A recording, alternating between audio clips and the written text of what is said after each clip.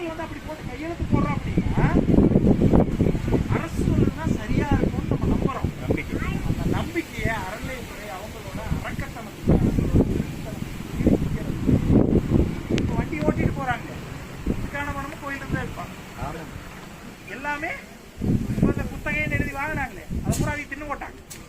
ஏன்னா அந்த பணத்தை நியாயமா கோயிலில் கொண்டு வந்து ஒப்படைச்சிருந்தாங்க, நிர்வாக குழுவில் கொண்டு வந்து ஒப்படைச்சிருந்தாங்க. நிர்வாக குழுவில் அந்த பணத்தை கொடுக்கலினாலே அந்த பணம் திருடப்பட்டாச்சு. ஒரு கோயில் நீங்க சும்மா குட்டியூண்டு கோயில்ல 3 கோடி ரூபாய் பேனா வாங்கணும்னு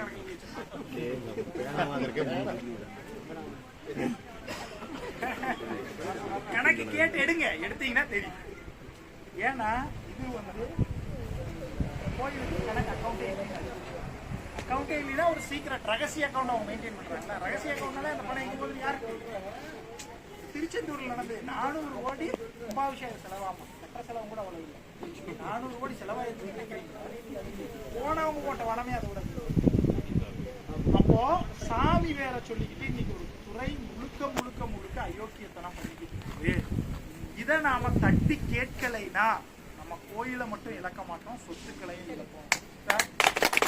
கோயிலுக்கு உள்ள போகக்கூடாது, வெளியே போகக்கூடாது, ஒத்த காலில் போங்க, ரெட்ட காலில் போங்க, அவங்க இஷ்டம் தான்.